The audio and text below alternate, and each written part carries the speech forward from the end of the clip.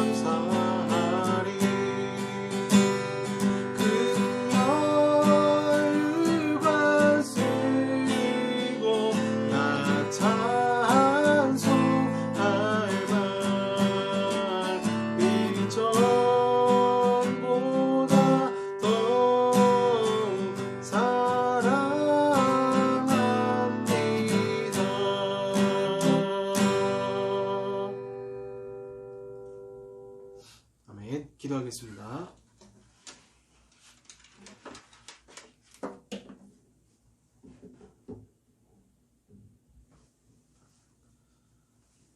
사랑과 은혜가 풍성하신 아버지 하나님 감사합니다. 한 주 동안도 저희들 지켜주시고 어려운 가운데도 우리의 삶을 주관하시며 바이러스의 위기와 공포 가운데, 질병의 위협 가운데, 사단의 우겨쌈과 적들의 공격에 대해서도 주님 지켜주시고 보호해 주시니 주여 감사드립니다.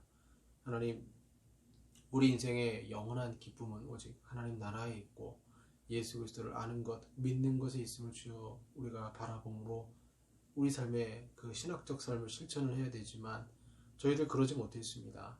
한 주 동안 아버지 말씀대로 살지 못하고 세속화되어서 세상의 것을 추구하면서 주님을 더욱 생각하지 못한 우리의 죄를 이 시간 아버지 앞에 고백하오니 주님 십자가의 보혈로 우리의 모든 죄를 용서하여 주시고 이 시간 신령과 진정으로 참되게 아버지 앞에 예배하는 자, 주님이 찾으시는 자가 되어서 하나님께 영광 돌리는 귀한 시간이 되게 하여 주시옵소서.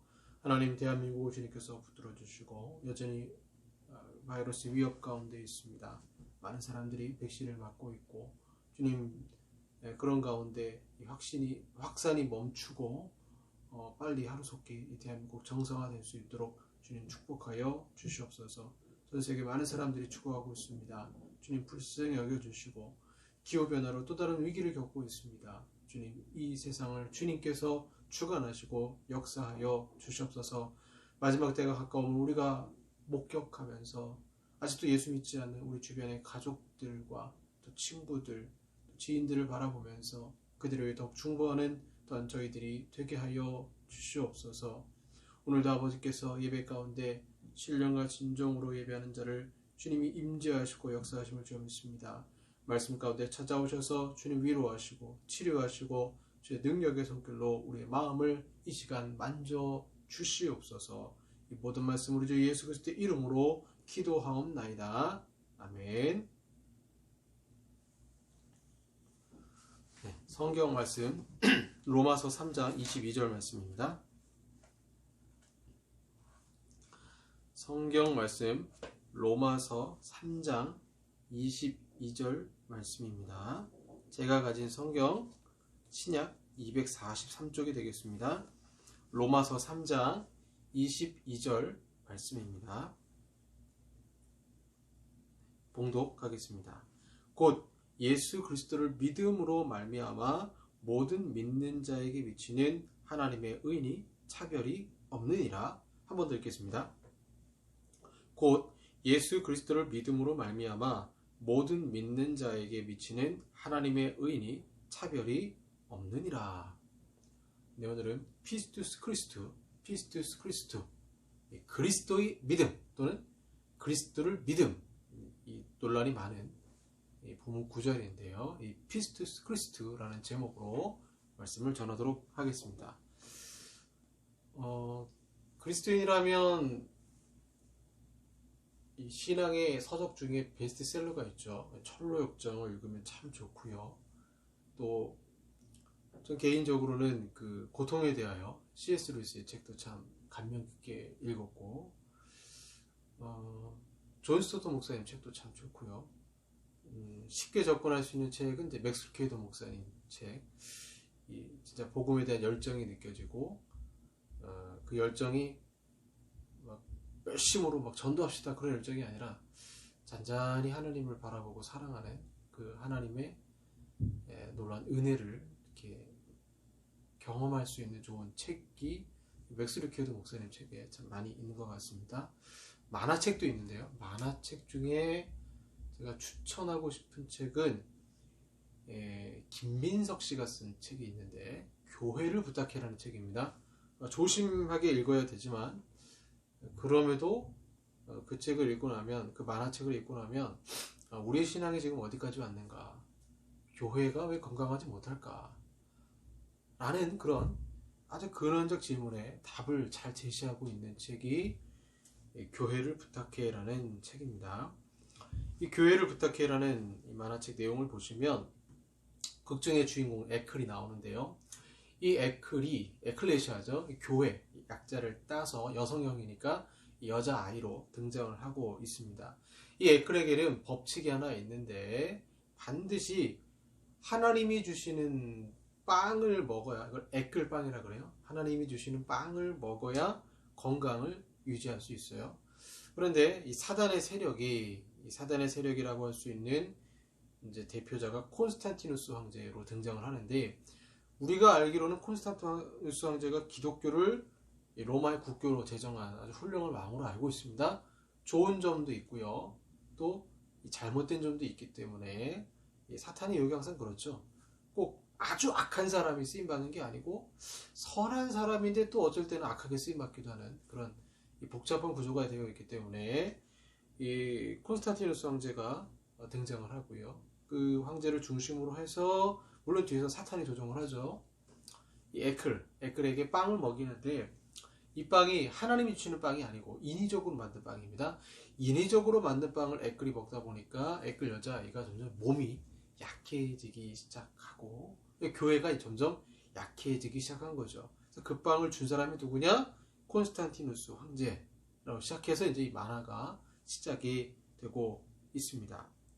진설병을 먹어야 되겠죠. 구약의 진설병, 제사장들만 먹을 수 있었던 진설병, 그것이 이제 신약으로 와서 베들레헴에 태어나신 이 떡집에서 태어나신 예수님 그 말씀의 빵을 먹고 살아야 되지만, 에클은 그것이 아니라 세상이 주는 빵을 먹고 교회가 약해지기 시작했던 것입니다. 이때 이 빵의 재료가 나오는데요.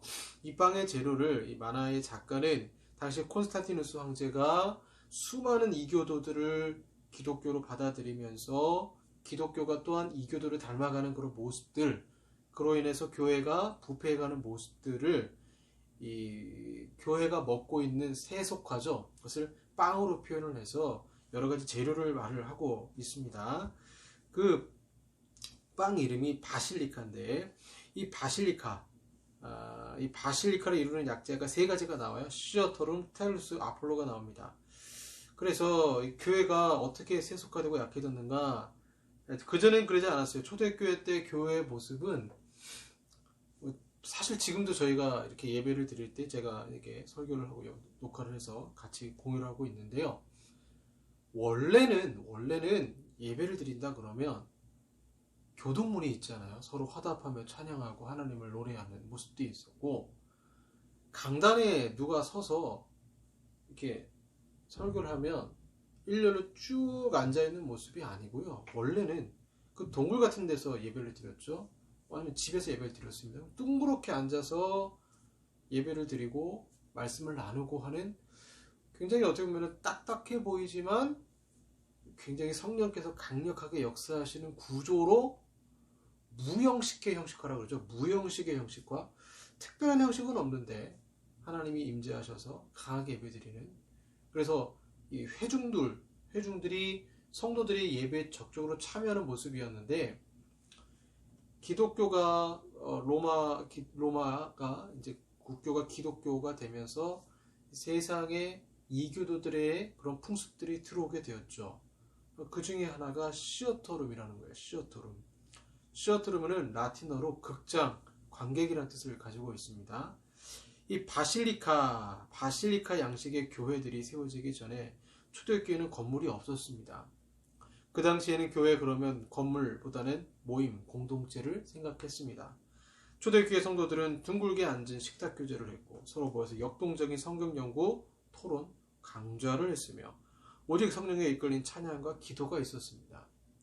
방금 말씀드린 대로 콘스탄틴 황제가 기독교를 공포한 후에 바실리카 양식에 따라서 교회 건물을 지었어요.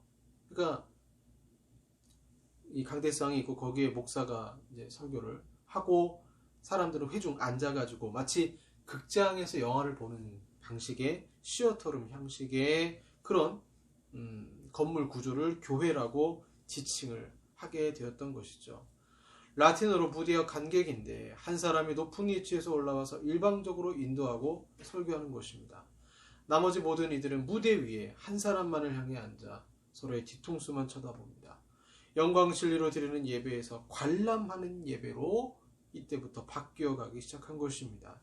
이러한 콘스탄틴이 이뤄낸 이 바실리카 구조, 관객화되는 거죠. 성도들의 관객화.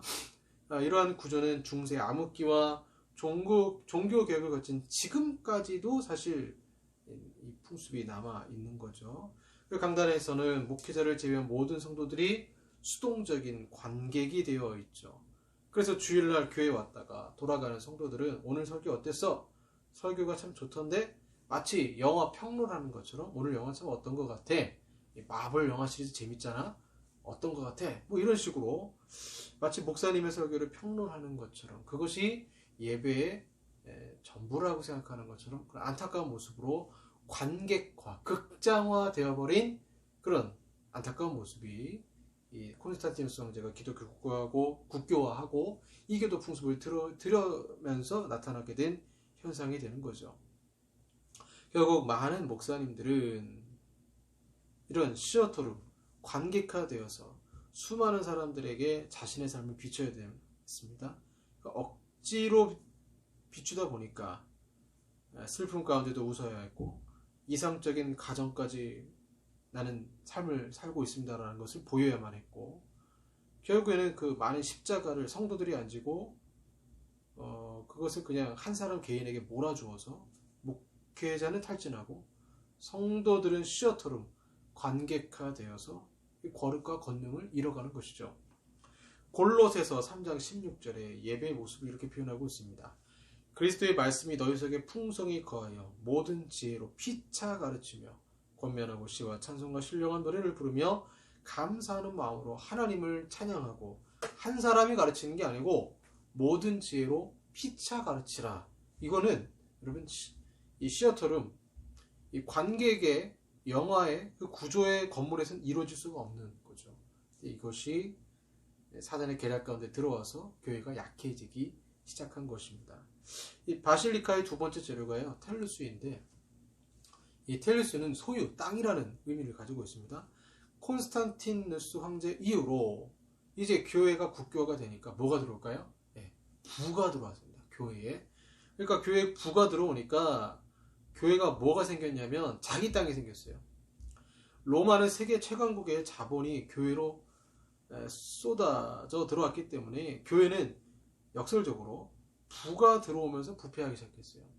그래서 콘스탄틴은 공직자들이 세례를 받으면 지위와 계급을 올려주었고 평민들이 세례를 받으면 한 사람당 금 20조각씩을 지급했습니다. 그러니까 세례 받으면 돈을 받으니까 진짜 예수를 믿지 않음에도 불구하고 이교도들이 그냥 예수 믿는 척한 거예요. 세례 받은 거예요. 돈을 받기 위해서. 그렇게 되다 보니까 교회는 점점 계급화되었고 성직자라는 직책이 사회 특권층이 된 것이죠. 유세비우스라는 역사학자가 있습니다. 이러한 현상을 보고 이렇게 말하고 있습니다. 엄청난 수의 위선적 회심자들을 만들어냈다. 비판을 받는 거죠. 바로 이때부터 자아와 욕심이 교회로 들어왔고 돈으로 세워진 교회는 예수 믿으면 재물의 축복이 온다. 예수 믿으면 성공과 명예를 얻을 수 있다. 예수 믿으면 꿈을 이룰 수 있다는 그릇된 신념을 주게 된 것입니다. 세 번째 원료가 아폴로인데요. 아폴로는 여러분 잘 아시는 것처럼 태양신이죠. 그러니까 아볼루온의 라틴어 발음입니다. 그러니까 이 아폴로 신을 숭배하던 자가 바로 콘스탄티누스 황제였어요. 그러니까 아폴로 신을 숭배하다가 이제 예수님 믿게 되었으니까 이교도의 풍습이 많이 들어온 게 된 거죠. 그래서 뭐 이시스 여신 이시스를 숭배하다 보니까 그 여신이 아이를 안고 있잖아요. 그것이 이제 조심스럽긴 하지만 천주교의 모습으로 마리아를 섬기는 방식으로 변질이 되기도 했었고 또 아폴로 동쪽 태양이 재단을 비추는 신전 구조로 바꾸면서 이런 세상의 이교도의 세속화가 교회로 들어오게 된 거죠. 그래서 결국 그 모습은 뭐와 같냐면 회개가 없는 교회다. 교회 안에 회개가 없어요. 그러니까 회개 없는 교회를 콘스탄티누스 황제가 의도한 건 아니지만 교회가 세속화되어서 회개의 역사가 일어나지 않는 교회를 만들어버렸다는 거예요. 그 구조상. 네. 그 만화에 이제 그런 아주 표현들이 적절하게 잘 나와 있고요. 또 폰티펙스라는 게 나옵니다. 제사장인데 폰티펙스는 신과 인간 사이를 연결하는 다리라는 뜻을 가지고 있어요. 그래서 교황의 칭호로 지금까지 우리에게 잘 알려져 있죠. 이것으로 인해서 폰티펙스를 얻기 위해서 이제 성도를 나눠버린 거예요. 평신도, 제사장. 로마의 클레멘트란 분이 최초로 이 말을 사용하면서 제사장과 일반 백성을 나누듯 성직자와 평신도를 구분하기 시작을 했습니다. 이것이 교회 안에 들어왔어요. 모든 성도들을 하나님의 나라와 제사장들로 삼으시려던 것을 포기하게 만들고 결국 성도들의 제사장의 옷, 빛나는 세마포 옷을 입지 못하도록 하여 예수님의 의가 성도들의 삶에서 실제적으로 나타나지 못하도록 만들어버린 거예요. 계급화가 되는 거죠. 또 하나는 불가타라는 게 있습니다. 라틴어 성경인데 불가타역이라고 하죠.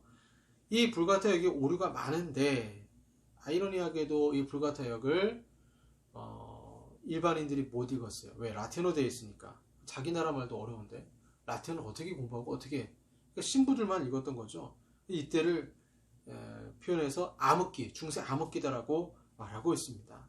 13세기 왈도파가 있는데 이 왈도파를 통해서 성경이 독일어로, 프랑스어로 번역이 최초 이루어졌고 팀들도 영어로 성경을 번역했습니다. 그러면서 팀들이 교회를 어떻게 번역했냐면요, church 대신에 congregation으로 했어요. 회중으로 교회를 번역했어요. 그러니까 교회 그러면 건물, 처치에 딱, 교회는 건물, 제도이기 전에 다시 번역을 제대로 하니까 그리스도의 몸, 회중, 예수님 따르는 자들의 모임이라는 성경적 인식을 단어 하나 바꿨는데 원래 원문의 의미로 바꿨더니 개혁이 되더라라는 거죠. 불가타 역처럼 오늘날도 교회들은 잘못된 전통을 성경으로 인식을 하고 있습니다. 참 안타까워요. 그래서 종교개혁자들이 뭘 외쳤냐면 아드 포텐스, 근원으로 돌아가자. 아드 포텐스, 근원으로 돌아가자 라고 얘기를 외친 겁니다. 오직 믿음, 오직 예수, 오직 은혜, 오직을 외치면서 다시 성경의 원문으로 돌아가서 교회가 어디서부터 잘못됐고 어디서부터 뜯어 고쳐야 되는지를 우리가 세상의 풍습과 세상의 구조가 아니라 성경을 통해서 또 종교개혁자들이 다시 초대교회 모습을 바라보면서 원래 교회의 모습은 무엇이었는가를 연구하기 시작을 했던 거죠. 그것이 아드 폰테스, 근원으로 돌아가자라는 운동이었습니다. 지금까지 말씀드린 것은 이 만화책에 등장하는 에클, 실제로 교회를 약화시켰던 것이 시어터룸, 관객화, 텔루스, 부동산, 땅, 교회가 소유하기 시작했고 아폴로, 이방 제사 방식, 이러한 것들이 합쳐져서 교회를 약하게 만들었고, 두 번째 약은 폰티펙스인데 성직자와 평신도를 구분하는 것이었고, 세 번째는 불가타 역이었죠. 교회의 전통이 성경보다 위에 올라가게 되는 그런 고정관념을 만들어냈던 것입니다. 그러면 어떻게 해야 우리가 교회가 회복될 수 있을까요? 아드 폰테스, 근원으로 돌아가자라고 한다면 나의 잘못된 모습을 발견하자, 이 정도 수준이 아니에요. 아드 폰테스 근원은 굉장히 충격적인 반전을 말하고 있습니다. 단어 하나의 잘못된 해석, 단어 하나의 해석을, 성경에 나오는 단어 하나의 해석이 아드 폰테스가 돼버리면요, 혁신이 일어나요. 혁신. 그 혁신이 일어나도록 하기 위해서 오늘날 젊은 목사님들도, 듣는 목사님들이 성경을 다시 아드 폰테스로 돌아가서 새롭게 성경을 해석하고 바라보고자 했던 것이죠. 오늘 드디어 본문에, 제가 본문 얘기 좀 늦게 했는데요, 3장 22절에 아주 중요한 말씀이죠. 곧 예수 그리스도를 믿음으로 말미암아 모든 믿는 자에게 맺히는 하나님의 의인이 차별이 없느니라, 이렇게 나와 있습니다. 헬라어로 피스티스 크리스투입니다. 피스티스 크리스투. 자, 피스티스 크리스투. 크리스투는 예수 그리스도를 믿음 또는 예수 그리스도의 믿음이 되겠죠. 자, 그런데 대부분의 현대 번역본은요, 피스티스 크리스투를 그리스도에 대한 믿음으로 번역했어요. 영어 성경이 그리스도에 대한 믿음. 그러니까 우리가 어떻게 천국 갑니까? 우리가 어떻게 하나님 나라를 소유할 수 있습니까? 그리스도에 대한 믿음이다, 이렇게 가르쳤다는 거예요. 왜? 번역을 그렇게 했기 때문에. 그러니까 여러분, 성경에 나오는 피스티스는 믿음뿐 아니라 충성, 증거, 신실함 같은 뜻들이 다 연결이 되어 있습니다. 그래서 그리스도에 대한 믿음은요, 많은 영어 번역본들이 목적격으로 번역을 한 거예요. 목적격. 그러니까 목적격으로 번역하면 우리의 목적이 누구예요? 예수 그리스도죠? 그러면 우리의 믿음이라는 게 뭐예요? 예수 그리스도에 대해서 믿는 거예요. 예수 그리스도에 대해서 믿는 것으로 목적격으로 해석을 했다라는 것입니다. 그 문제가 있다는 거예요. 이 원어 학자들이 연구를 해보니까 어떤 문제가 있었냐면 피스티스라는 말, 그리스도에 대한 믿음이라고 거의 쓰이지 않았다는 거예요.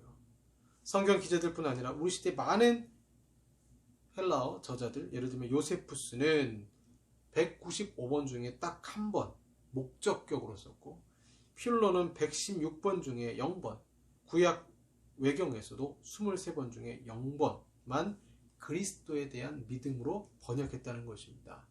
그래서 피스티스 크리스토를 그리스도에 대한 믿음이 아니라 원래 포드, 그러니까 아드폰테스로 들어가면 그리스도에 대한 믿음이 아니고 그리스도의 믿음이 되어야 된다는 거야. 목적격이 아니고 원래는 소유격이었다라는 거죠. 그렇게 해서 앞구절과 이어서 번역하면 이렇게 됩니다. 이제는 율법 외에 하나님의 한 의가 나타났으니 율법과 선지자들에게 증거를 받은 것이라. 곧 예수 그리스도의 신실하심으로 말미암아 모든 믿는 자에게 미치는 하나님의 의는 차별이 없느니라. 훨씬 더 자연스럽죠. 우리가 왜 구원받았는가? 그리스도에 대한 믿음이 아니고, 그리스도에 대한 믿음이 아니라 그리스도의 믿음 때문에 우리가 구원받은 거예요. 그러니까 내가 막 열심을 내서 예수님을 믿습니다, 예수님을 목적으로 삼습니다, 이렇게 해서 내가 구원받은 게 아니라, 나는 한 게 없는데 누구의 믿음이요?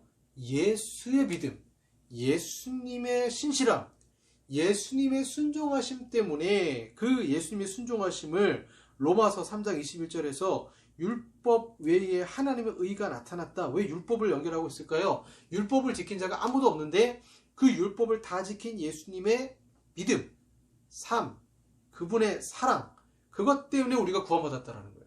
그걸 사도 바울이 표현하고 싶었던 거죠. 그래서 예수님에 대한 목적격 믿음이 아니라 예수님의 믿음이라는 소유격으로 원래는 해석을 해야 된다는 거예요. 그래서 피스티스 크리스토를 초기 번역자들은 그리스도의 믿음으로 번역을 했어요. 이것을 그리스도에 대한 믿음으로 번역한 것이, 원래는 그리스도의 믿음으로 번역하다가 갑자기 그리스도에 대한 믿음으로 번역한 것이 누가 그렇게 했냐면 루터의 독일어 성경이었습니다. 사람은 누구나 실수하죠. 루터라고 뭐 실수 안 하겠습니까? 화채설이니 공채설이니 성찬에 관한 것도 분명 약점이 있잖아요. 이 번역은 20세기에 들어서면서 루터가 그리스도의 믿음인데 그리스도에 대한 믿음으로 목적격으로 바꾼 것에 대해서 많은 신학자들이 비판을 했어요. 칼바르트는 로마서 3장 22절의 내용을 예수 그리스도 안에 나타난 하나님의 신실함으로 이해를 했습니다. 바르게 이해한 거죠. 영국의 신학자 톰 라이트 역시 그 부분을 예수 그리스도의 신실함으로 해석했어요. 왜냐하면 1세기 당시에 성경 외의 유대 문헌들은 피스티스를 목적격으로 사용한 경우가 거의 없기 때문에 바르게 그렇게 해석했던 것입니다. 그러면 우리는 왜 한국교회 성도들이 점점 죽어가고 있는지를 파악할 수가 있어요. 우리는 그동안 믿음이라고 하면 그리스도에 대한 믿음으로 배웠습니다. 그래서 예수님이 십자가에 달리신 것, 동정녀 마리아에게 태어나신 것, 3일 만에 부활하신 것, 승천하신 것, 나중에 재림하신다는 것 등 우리는 교회 주일학교에서부터 피상적으로 지식을 배웠습니다. 그렇게 그분의 생애를 아는 것이 그리스도에 대한 믿음이라고 생각했어요. 쉽게 말씀드리면 창문 너머에 예수님이 계시는데 마음에 예수님 초청하지 않고 그냥 창밖에 그분을 두고 연구하는 거예요. 그게 구원받을 수 있는 길이라고 생각을 했던 거예요. 그리스도에 대한 믿음. 날 위해 그분이 돌아가셨지, 그리고 부활하셨지, 마치 죽은 화석을 고고학자들이 연구하는 것처럼 모모에 대한 것을 알고 믿는다면 그것이 믿음이라고 착각했던 것입니다. 그렇지 않습니다. 본문을 목적격이 아니라 소유격으로 원래 의미로 본다면 그리스도의 믿음은 우리가 생각하는 차원과 엄청나게 틀려요. 우리가 왜 구원받았어요? 예수님의 믿음 때문이에요. 그럼 예수님의 신실하심 때문이에요. 예수님이 가지신 믿음, 예수님은 죽기까지 순종하셨고 그분의 믿음은 죽음의 순간까지도 말씀을 다 이루시며 부활할 것을 실제로 자신이 부활했어요. 갈라디아서 2장 16절에 보면 이렇게 나옵니다. 사람이 의롭게 되는 것은 율법의 행위로 말미암음이 아니요 오직 예수 그리스도를 믿음으로 말미암는 줄 알므로 우리도 그리스도 예수를 믿나니 이는 우리가 율법의 행위로서가 아니고 그리스도를 믿음으로써 의롭다함을 얻으려 함이라. 율법의 행위로서는 의롭다함을 얻을 육체가 없느니라. 내가 예수님을 대해서 믿어서가 아니라 그리스도의 믿음 때문에 의롭다함을 얻었다라고 갈라디아서 2장 16절도 바르게 해석을 해야 된다는 거죠. 그렇게 내 믿음이 아니라 예수 그리스도의 신실하심 때문에 구원을 받는다면 갈라디아서 2장 20절의 의미가 확실하게 깨닫게 돼요. 내가 그리스도와 함께 십자가에 못 박혔나니 그런즉 이제는 내가 사는 것이 아니요 오직 내 안에 그리스도께서 사시는 것이라. 이제 내가 육체 가운데 사는 것은 나를 사랑하사 나를 위하여 자기 자신을 버리신 하나님의 아들을 믿는 믿음 안에서 사는 것이라. 아들을 믿는 믿음 안에 산다는 것이 무엇일까요? 뭐뭐에 대해서 아는 것이 아니라 그분으로 사는 거예요.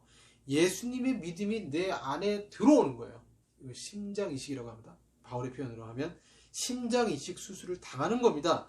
예수님의 믿음을 내 마음에 심는 것입니다. 즉 내 자아를 물리치고 예수님이 온전히 성부 하나님을 믿으신 것처럼 동일한 예수님의 믿음을 내 심장에 이식 수술하는 것입니다. 그러니 여러분 뭐뭐에 대해서 믿는 것이 쉬울까요? 아니면 그분의 믿음을 내 믿음으로 받아들이고 사는 것이 쉬울까요? 후자가 훨씬 어렵다는 거예요. 교회가 약해진 이유는 믿음을 피상적인 지식으로 설명하기 때문입니다. 아니요. 믿음은 곧 신실함과 충성으로 나타나야 됩니다. 에드 폰테스, 말씀으로 돌아가서 엔토레, 하나님의 계명을 지키고 피스투스 크리스투, 그리스도의 믿음을 가져야 합니다.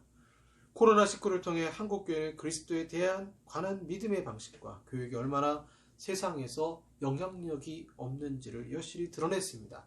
피스투스 크리스투, 그리스도의 믿음으로 로마서 3장 22절을 바르게 해석을 한다면 주님의 믿음 때문에 내가 구원을 받았다면 여러분 제자들 한번 생각해 보세요.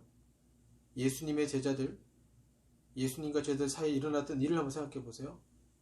제자들은 십자가를 직접 목격했습니다. 제자들은 부활을 목격했습니다.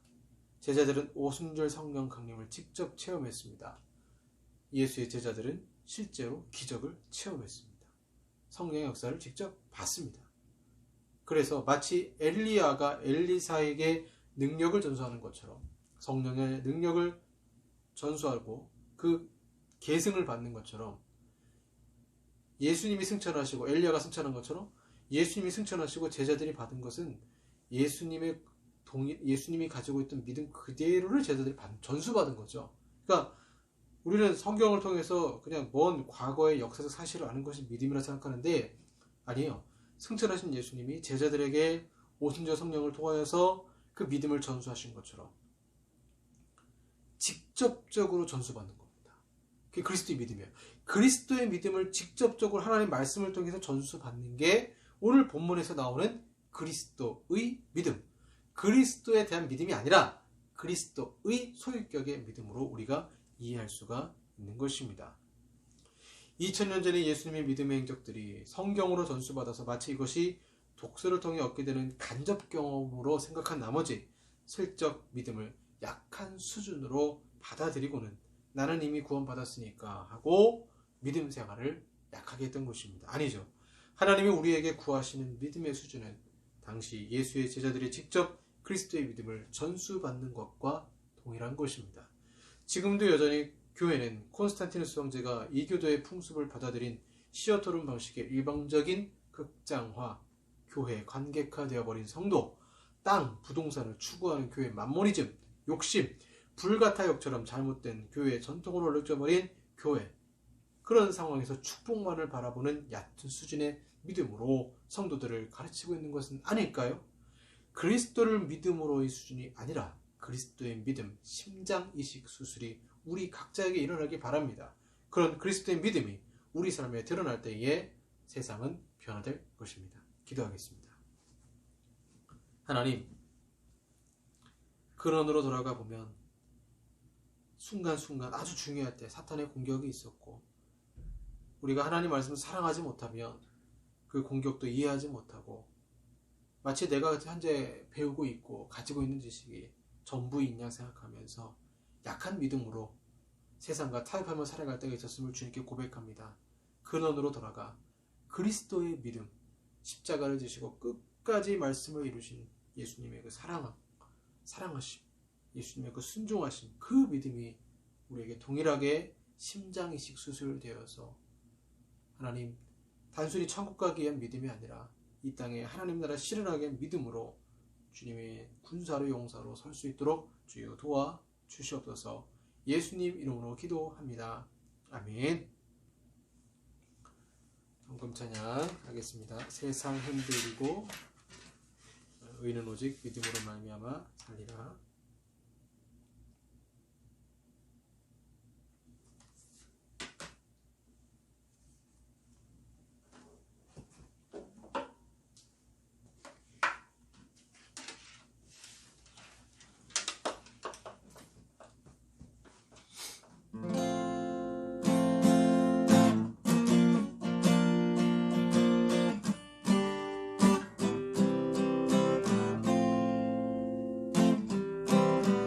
세상은 흔들리고 사람들은 변하여도 나는 주를 섬기리.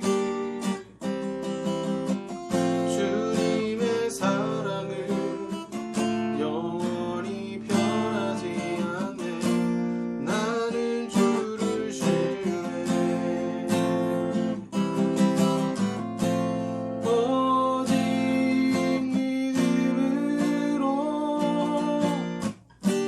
믿음으로 내가 살리라. 오직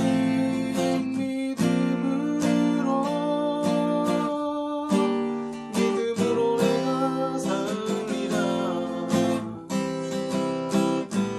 믿음은 늘리고 사람들 주를 떠나도 나는 주를 섬기리. 주님의 나라는 영원히 쇠하지 않네.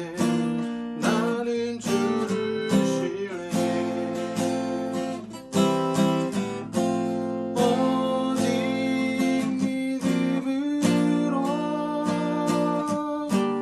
믿음으로 내가 살리라.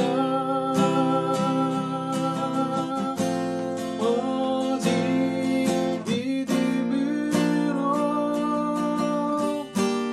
믿음으로 내가 살리라. 오직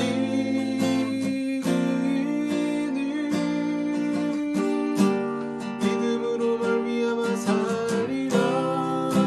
오직 믿음으로 말미암아 살리라. 오직 믿음으로 내가 살리라.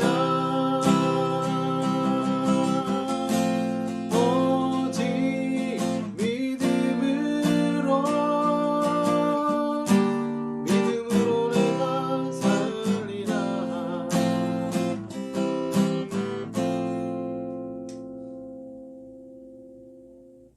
기도하겠습니다.